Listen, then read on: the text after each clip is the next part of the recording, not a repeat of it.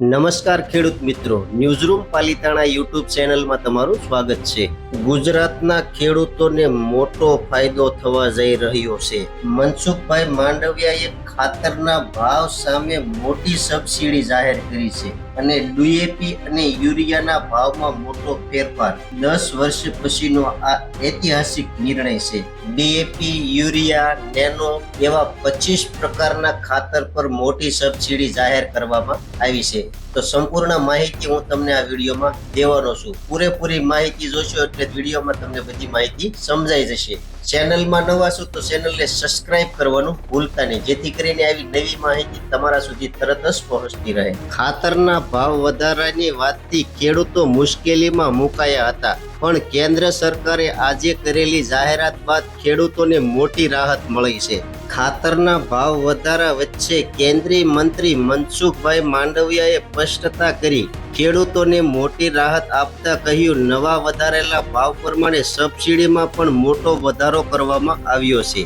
કેટલીક કંપનીએ ખાતરના ભાવ વધારો કર્યો હતો, જે પાછો ખેંચવા સૂચના આપી દેવામાં આવી છે.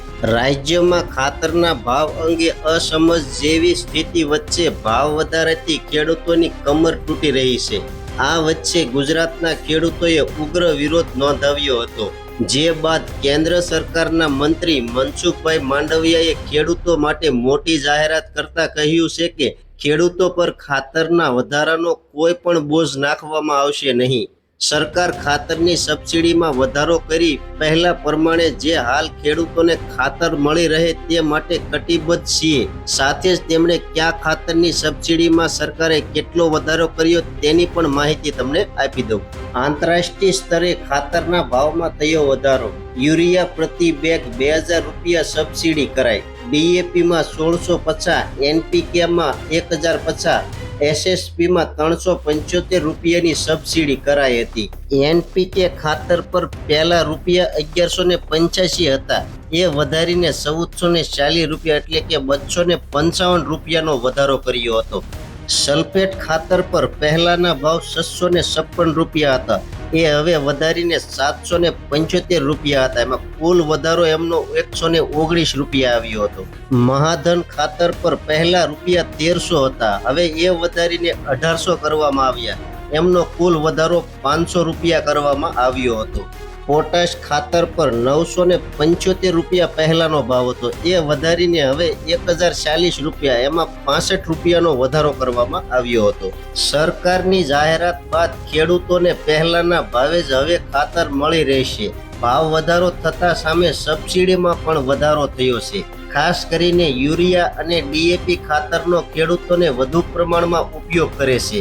આંતરરાષ્ટ્રીય કક્ષાએ ખાતરના ભાવમાં મોટો ઉછાળો આવ્યો હતો, જે બાદ ભારતમાં પણ ખાતર કંપનીઓએ ભાવ વધારો ઝીક્યો હતો, પણ સરકારે સબસિડી વધારી ખાતર કંપનીઓને ભાવ વધારો પાછો ખેંચવા સૂચના આપી છે. સરકારે રાસાયણિક ખાતર પર સબસિડી જાહેર કરી. જયેશ પટેલ. યુરિયા અને ડીએપી ખાતરના ભાવ નહીં વધે. પોટાશ અને ફોસ્ફરસ આધારિત રાસાયણિક ખાતરમાં ભાવ વધશે.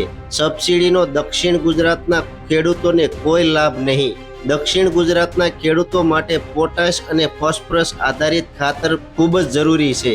આંતરરાષ્ટ્રીય બજારની ખાતરના ભાવ પર સીધી અસર જોવા મળશે. ખેડૂત મિત્રો, ખાતરના ભાવ સામે વધતા મનસુખભાઈ માંડવિયાએ મોટી સબસિડી જાહેર કરી હતી. તો માહિતી તમને કેવી લાગી કોમેન્ટ બોક્સમાં કોમેન્ટ કરજો. ચેનલમાં નવા છો તો સબસ્ક્રાઇબ કરજો. હવે મળશું એક નવી માહિતી સાથે. ત્યાં સુધી બધાને જય જવાન, જય કિસાન, ભારત માતા કી જય.